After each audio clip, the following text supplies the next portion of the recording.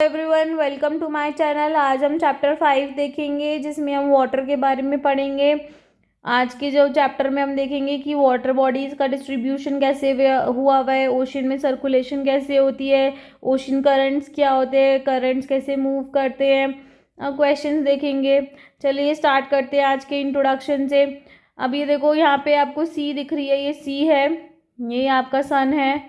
जब सन की रेज सी के ऊपर गिरती है तो यहाँ से पानी गर्म होके इवेपोरेट होता है, जिसको हम वाटर वेपर बोलते हैं। वाटर वेपर की फॉर्म में पानी इवेपोरेट होता है। जब पानी मतलब एयर के अंदर बहुत ज़्यादा मॉइस्चर आ जाता है तो वो पानी को चेंज कर देती है फ्रॉम मतलब गैस के फॉर्म में हो गया हमारा वाटर वेपर, तो वो लिक्विड की फॉर्म में चेंज करके उसको क्लाउड बना देती है। जब क्लाउड हैवी हो जाते हैं तो वो रेनफॉल कर देते हैं। रेनफॉल हो जाती है तो वो फिर से रेनफॉल हो गई तो फिर से सरफेस पे आ गया पानी। तो ये पानी ऐसे ऐसे घूमता ही रहता है। पहले इवेपोरेट हुआ, फिर कंडेंस हुआ, फिर प्रेसिपिटेट हुआ, तो ये ऐसे ऐसे घूमता रहता है। ऐसा नहीं है कि कोई नया पानी आ रहा है बार बार। मतलब जो पानी है वो बस अपनी फॉर्म चेंज करता रहता है और सर्कुलेट होता रहता है। ऐसा नहीं है कि आज एक अलग पानी है, 100 साल बाद आपको अलग नया पानी मिलेगा, ऐसा कुछ नहीं है जी। जो आज भी पानी एग्जिस्ट कर रहा है ये बहुत सेंचुरीज पुराना है। ऐसा नहीं है कोई नया पानी आ गया है कि नए ज़माना बदल रहा है तो पानी भी बदल रहा है, ऐसा कुछ नहीं होता है। पानी बस वही रहता है। तो अर्थ को ना टेरेरियम बोलते हैं कि earth is like a terrarium. Terrarium क्या होता है कि सपोज एक ये ग्लास मतलब कांच का पॉट है, इसके ऊपर एक लिड लगी हुई है। ये यहाँ पे आपने कोई प्लांट, इंडोर प्लांट लगा दिया है, उसमें आपने पानी डाल दिया।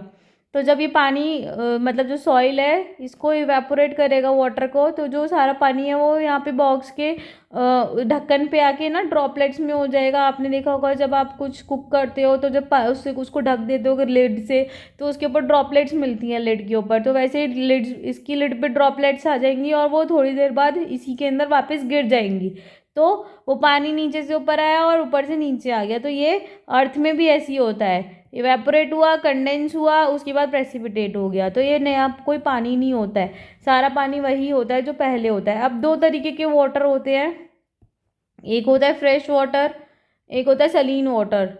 फ्रेश वाटर हमें मिलता है रिवर्स में, आइस कैप में, ग्लेशियर्स में, ये सब हमारा फ्रेश वाटर हो गया। सलीन वाटर हो गया ओशियन में मिलता है, सीज में मिलता है। अब इन दोनों में डिफरेंस क्या होता है? फ्रेश वाटर वो है जो रेडी टू यूज़ है, आपको उसको ऐसे ज़्यादा कुछ खास प्रोसेस नहीं करना, आप डायरेक्टली पी सकते हो, ऐसा नहीं है। लेकिन आजकल तो लोग घर में आरओ लगाने लगे हैं फ्रेश वाटर को प्रोसेस करने के लिए भी।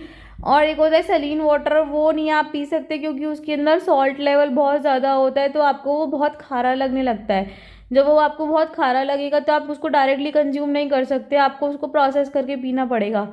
तो वो जो प्रोसेस होती है वो बहुत महंगी होती है। इसलिए हम बोलते हैं कि हमारे यहाँ इंडिया में क्या वर्ल्ड में भी शॉर्टेज ऑफ वाटर फेस कर रहे हैं लोग। इतना सारा पानी, मतलब 3/4 अर्थ पे पानी ही है, तो तब भी उसके बाद भी हमें शॉर्टेज ऑफ वाटर फील होती है क्योंकि फ्रेश वाटर कम है, सलीन वाटर ज़्यादा है। उसको हमें प्रोसेस करने में बहुत पैसा लगता है, तो हमें जो कॉस्ट है वो हैवी हो जाती है, इसलिए हमें दिक्कत आती है। अब जो कॉन्सेप्ट है सैलिनिटी, इसको बोलते हैं कि हमें सैलिनिटी चेक करनी है तो हमें ये चेक करना है कि 100 ग्राम्स ऑफ वाटर में कितने ग्राम्स ऑफ सॉल्ट प्रेजेंट है। एक जो इसमें एवरेज रेट बताया गया है, एवरेज जो होता है वो होता है 35 ग्राम्स पर 1000 ग्राम। तो मतलब इसमें क्या होता है, जैसे आपके पास 1000 पीसेज हैं किसी चीज़ के, आपके पास 1000 पीसेज हैं, उसमें से 35 पीसेस सॉल्ट के हैं, तो वो आपका एवरेज सैलिनिटी है।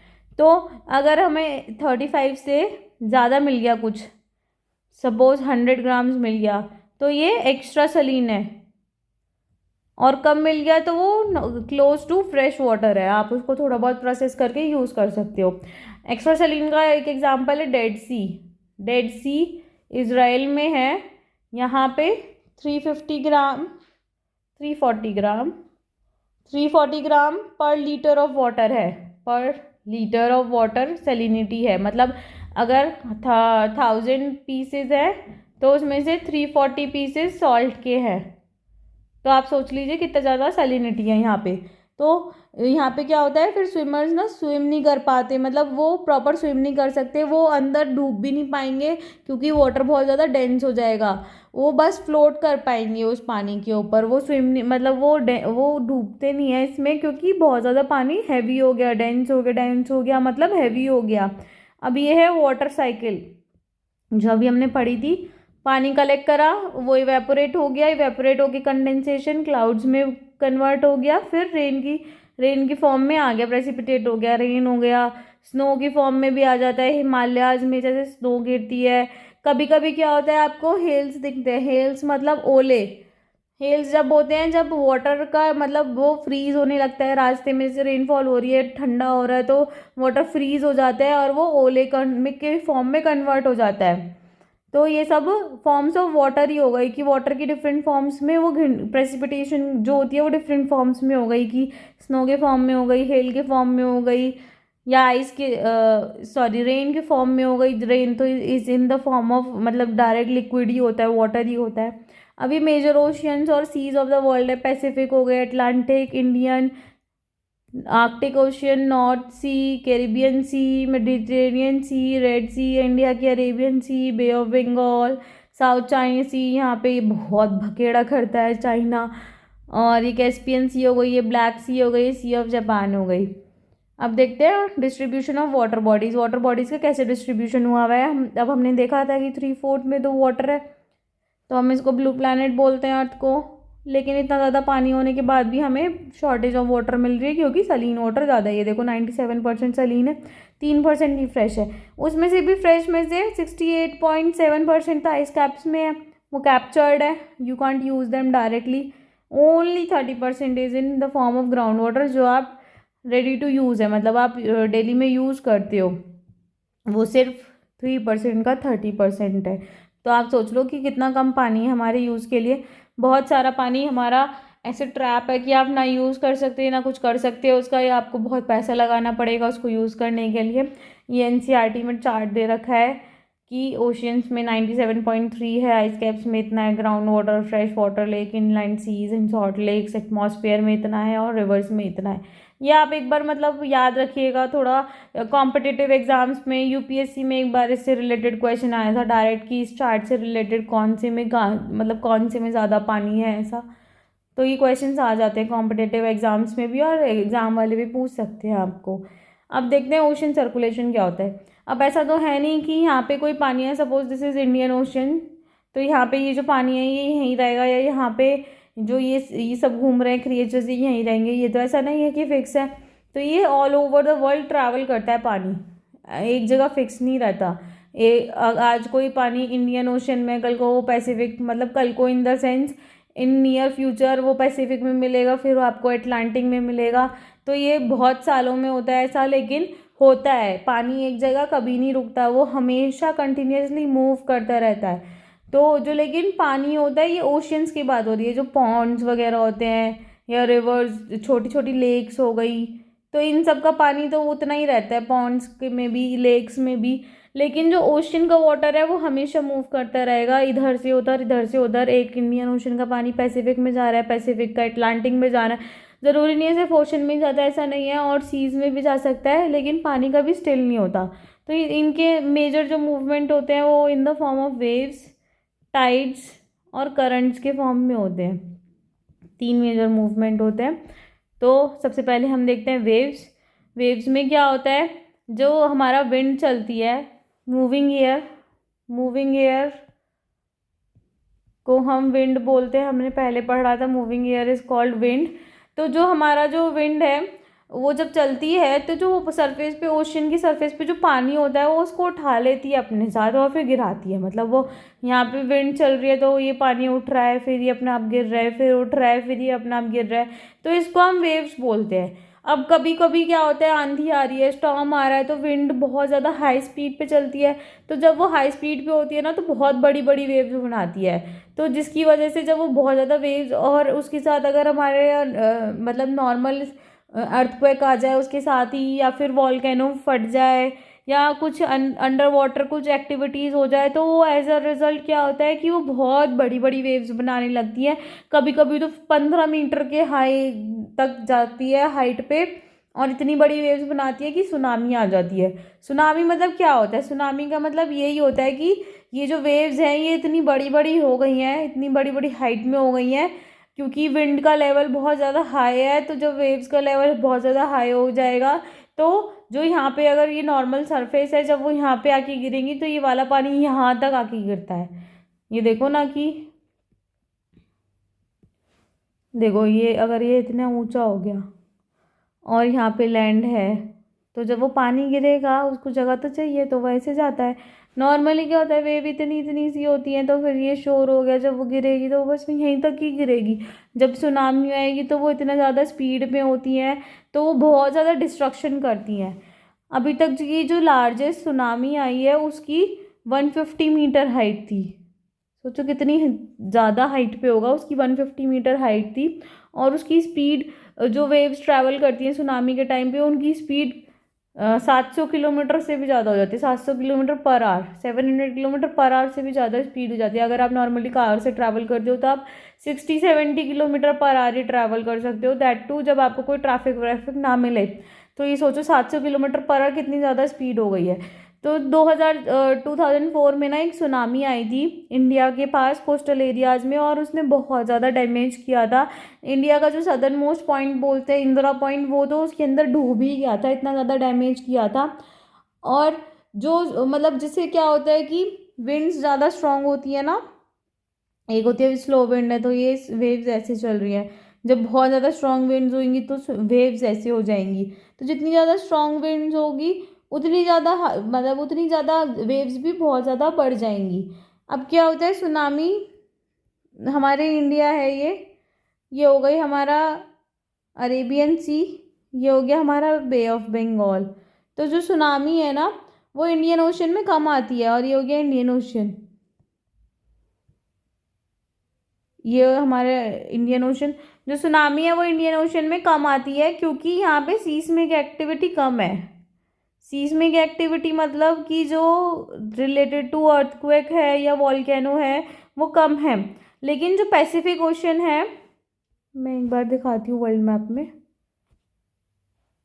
ये देखो, ये हमारा इंडियन ओशन है, यहाँ पे ना कम सुनामी आती हैं। लेकिन जो हमारे पैसिफिक ओशन है ना, ये वाला, तो यहाँ पे क्या बोलते हैं, एक इतना ना रिंग ऑफ फायर का कॉन्सेप्ट आता है, हम फर्दर क्लासेस में पढ़ेंगे।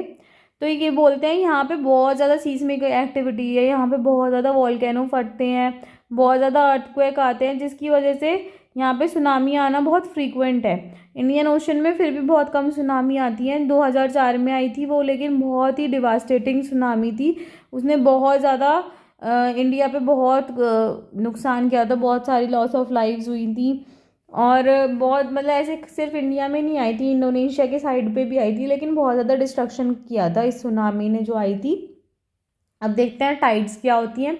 जो टाइड्स होती हैं, जो सुनामी होती हैं, उसका रीज़न तो होता है विंड। लेकिन जो टाइड्स हैं वो टाइड्स का रीज़न ना विंड नहीं होता, ये मतलब इसका रीज़न होता है gravitation pull, gravitational pull of sun and moon, उसकी वजह से टाइड्स होती है। टाइड्स फिक्स होती है कि मतलब ये rhythmic rise and fall of ocean water है, ये दिन में 2 बार होता है, इसलिए इसको टाइड बोलते हैं। जो हाई टाइड होती है वो क्या करती है कि जो शोर है, जैसे ये शोर दिख रहा है आपको, शोर मतलब किनारा, तो हाई टाइड होती है तो पानी इसके आगे आ जाता है, इधर आ जाता है, तो ये हाई टाइड हो गई, पानी बहुत ज़्यादा हाईएस्ट लेवल पे हो जाता है। लेकिन जो लो टाइड होती है तो पानी शोर से भी पीछे चला जाता है, इधर की साइड जाता है और पानी का लेवल कम हो जाता है। तो ये जो रीज़न है टाइड्स का वो हमने देख लिया, ग्रेविटेशनल पुल है।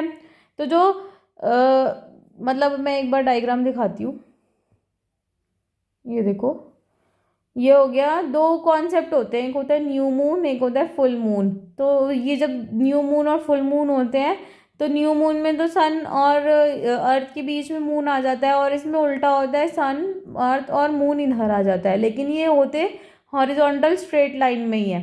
तो इसमें क्या होता है, हाई टाइड्स आती है, हायर टाइड्स, क्योंकि पुल एक ही हॉरिजॉन्टल लाइन में है। अब क्या हो गया, नीप टाइड में क्या होता है कि सन इधर खींच रहा है अर्थ को और मून इधर खींच रहा है, अपनी साइड खींच रहा है, इधर मून अपनी साइड खींच रहा है। तो यहाँ पे लो टाइड्स आती हैं, क्योंकि ग्रेविटेशनल पुल एक साइड नहीं है, डिफरेंट साइड्स है। इसलिए दो तरीके की टाइड होती हैं, स्प्रिंग टाइड और नीप टाइड। इन दोनों में ये डिफरेंस होता है ग्रेविटेशनल पुल का। अब क्या होता है, इसमें लिखा हुआ है जो earth water of the earth closer to the moon gets pulled under the influence of moon's gravitational force, जिसकी वजह से हाई टाइड होती है। वही जो हमने अभी देखा। और फुल मून और न्यू मून में ये एक सेम लाइन में होते हैं, तो इसलिए हाईएस्ट टाइड होती है, इनको स्प्रिंग टाइड बोलते हैं। और जब मून अपने फर्स्ट और लास्ट क्वार्टर में होता है तो फिर अपोजिट डायरेक्शन से ग्रेविटेशनल पुल होता है, इसमें लो टाइड्स आती हैं, इसलिए इनको नीप टाइड्स बोलते हैं। जो हाई टाइड्स होंगी, मैंने अभी बताया था, जब हाई टाइड्स होती है तो वाटर शोर से इधर आने लगता है। ये शोर है, अगर ये शोर है तो पानी इधर आने लगेगा। जब पानी इधर आने लगेगा तो जो मतलब शिप्स होंगी वो अपने हार्बर पे जल्दी अराइव कर लेंगी, आराम से अराइव कर लेंगी, क्योंकि वाटर का बहाव इधर है तो शिप्स जल्दी से मूव करेंगी और जल्दी जल्दी से पहुंच जाएंगी। और जब वाटर इधर आएगा तो यहाँ पे अपने साथ फिशेस को भी लेकर आएगा, तो जब फिशेस आएंगे तो यहाँ पे फिशिंग में भी हेल्प होएगी हाई टाइड में। साथ ही साथ वाटर का लेवल बढ़ जाता है शोर पे, तो मतलब नेविगेशन में भी बहुत आसानी रहती है, क्योंकि इतना ज़्यादा मतलब वो नहीं लगाना पड़ता प्रेशर चलने के लिए। जो शिप्स होती हैं वो वाटर के थ्रू इजीली अराइव हो जाती हैं। लेकिन जब लो टाइड होती है तो ऐसा कुछ भी नहीं होता, पानी पीछे चला जाता है, फिशरमैन को और पीछे जाना पड़ता है। तो इसलिए बस ये दोनों डिफरेंस होते हैं, ये हमने देख लिया था, स्प्रिंग टाइड और नीप टाइड। और क्या होता है कि कभी कभी ऐसा होता है, डिफरेंस होता है टाइड में, कि कभी हाई टाइड आ रही है, कभी लो टाइड आ रही है, तो इन डिफरेंस को यूज़ करके ना इलेक्ट्रिसिटी भी बना लेते हैं। ये मतलब ये आप बस याद रखें, पर ये बहुत डिटेल्ड कॉन्सेप्ट है, इतना ज़्यादा डीप में जाने की ज़रूरत नहीं है। अब क्या होता है ओशन करंट्स। ओशन करंट्स क्या होता है कि दिस इज़ अर्थ, तो ये फिक्स रहते हैं कि ये इक्वेटर है, यहाँ से चल रहे हैं तो इनकी डायरेक्शन ये फिक्स डायरेक्शन में चलते हैं, इनकी डेफिनेट डायरेक्शन होते हैं। और ये दो तरीके के होते हैं, वार्म और कोल्ड। दो तरीके के होते हैं। जो वार्म करंट्स होते हैं ना वो इक्वेटर से पोल्स की तरफ चलते हैं, और जो कोल्ड करंट होते हैं वो पोल से इक्वेटर की तरफ चलते हैं। रीज़न बीइंग इक्वेटर पे गर्म होता है, तो इसलिए वो यहाँ पे हॉट हॉट करंट्स प्रोड्यूस करते हैं, तो वो पोल्स की तरफ जाते हैं। और यहाँ पे पोल्स पे ठंडा होता है तो वहाँ पे कोल्ड मतलब वाटर रहेगा, तो कोल्ड करंट उधर से चलते हैं। एक बार इनका मैप दिखाती हूँ, ये देखो, जो रेड कलर है वो है वार्म करंट का, जो ब्लू है वो है कोल्ड करंट का। तो यहाँ से देखो गल्फ स्ट्रीम जा रहा है, और ये लेब्राडोर करंट आ रहा है, कोल्ड करंट है। ये नॉर्थ अटलांटिक ड्रिफ्ट जा रहा है, ये ओवाशियो करंट आ रहा है साउथ में, तो ये सब कोल्ड करंट है। और ये जो ऊपर जा रहे हैं ये वार्म करंट है। अब हमने देखा लेब्राडोर करंट जो है वो कोल्ड करंट है, और गल्फ स्ट्रीम वार्म करंट है। जब वार्म करंट पोल्स की तरफ जाएगा तो वहाँ का टेम्परेचर मेंटेन करेगा, वहाँ पे थोड़ा गर्मी आ जाएगी, वाटर नॉर्मल हो जाएगा, वहाँ पे आइस नहीं जमेगी पानी में, जिसकी वजह से पानी वहाँ पे मतलब नेविगेशन में आपको आसानी रह सकती है। वरना क्या होता है, ठंड में वहाँ का पानी फ्रीज हो जाता है, तो वहाँ पे शिप्स भी नहीं ट्रैवल कर सकती। तो वो जो वार्म करंट्स है वो वहाँ पे वार्म एरिया मतलब वार्मथ आ जाएगी वहाँ पे, और पानी फ्रीज नहीं होगा। तो जहाँ पे वार्म और एक कुछ कुछ एरियाज होते हैं जहाँ पे वार्म और कोल्ड करंट मीट करते हैं, तो जब वो वहाँ पे मीट करेंगे तो वहाँ पे दोनों पानी की फिशेज होंगी। तो जब वो दोनों पानी की फिशेज होंगी तो वहाँ पे बहुत सारी फिशेज इकट्ठी हो जाती हैं, जिसकी वजह से उनको best fishing grounds of the world बोलते हैं। साथ ही जब दो करंट मिलेंगे वार्म और कोल्ड, तो वहाँ पे ना बहुत ज़्यादा फॉग हो जाता है। फॉग मतलब धुंध सी, बहुत धुआं धुआं सा आपको लगने लगेगा, तो वहाँ पे नेविगेशन डिफिकल्ट हो जाती है। लेकिन वो बहुत अच्छा फिशिंग ग्राउंड है। तो ये जो है मैं आपको दिखाती हूँ कहाँ मिलते हैं। जैसे यहाँ पे लेब्राडोर करंट आ रहा है, यहाँ पे गल्फ स्ट्रीम है, तो ये जब यहाँ पे मिलेंगे तो ये बहुत अच्छा फिशिंग ग्राउंड हो जाएगा। तो जब दो करंट्स मिलते हैं ना, तो यहाँ पे भी कुरोशियो करंट आ रहा है या ओएशियो करंट आ रहा है, यहाँ पे जब भी मिलेंगे तो ये बहुत अच्छा फिशिंग ग्राउंड बनाते हैं। तो फिशिंग ग्राउंड बहुत ज़्यादा मैटर करता है ओशन करंट्स में। चलिए आज के क्वेश्चन आंसर्स देख लेते हैं। The process by which water continuously changes its form and circulates between oceans, atmosphere and land as water cycle, tides, ocean currents. Generally, the warm ocean currents originate near poles, equator, none of these. The rhythmic rise and fall of ocean water twice in a day is called tide, ocean currents, wave. बहुत easy है, बस 3 ही question है। Match the following है, इधर 4 option है, Caspian सी, Tide, tsunami, ocean currents. इधर 5 है, आपको बताना है मैच करके। कल के आंसर्स हैं ये। Which of the following gases protect us from the harmful sun rays? Ozone. The most important layer of the atmosphere is troposphere. Which of the following layers of the atmosphere is free from clouds? Stratosphere. Next, as we go up the layers of the atmosphere, the pressure decreases. When precipitation comes down to the earth in the liquid form, it is called rain. ये तो हमने अभी भी देखा था, आज भी। अभी मैच द फॉलोइंग है। इसमें ट्रेड विंड्स कौन सी होती है? परमानेंट विंड्स, कल हमने विंड्स पढ़ी थी, तो परमानेंट होती हैं, सीजनल होती हैं और लोकल होती हैं। तो ट्रेड विंड्स हमने परमानेंट में पढ़ी थी। लू हो गई हमारी लोकल विंड, मॉनसून हो गया हमारा सीजनल विंड, और जो विंड होती है वो हॉरिजॉन्टल मूवमेंट ऑफ एयर होता है। Thank you for watching my video. अगर आपको मेरी वीडियो पसंद आती है तो लाइक, शेयर एंड सब्सक्राइब करें, और आपको नहीं पसंद आती है तो मुझे डिसलाइक करके बताएं आपको क्या समझ नहीं आ रहा है या आपको क्या चेंजेस चाहिए, मैं उसको चेंज करने की कोशिश करूँगी। आज के क्वेश्चन आंसर्स के आंसर आप कमेंट बॉक्स में बता दीजिए। Thank you.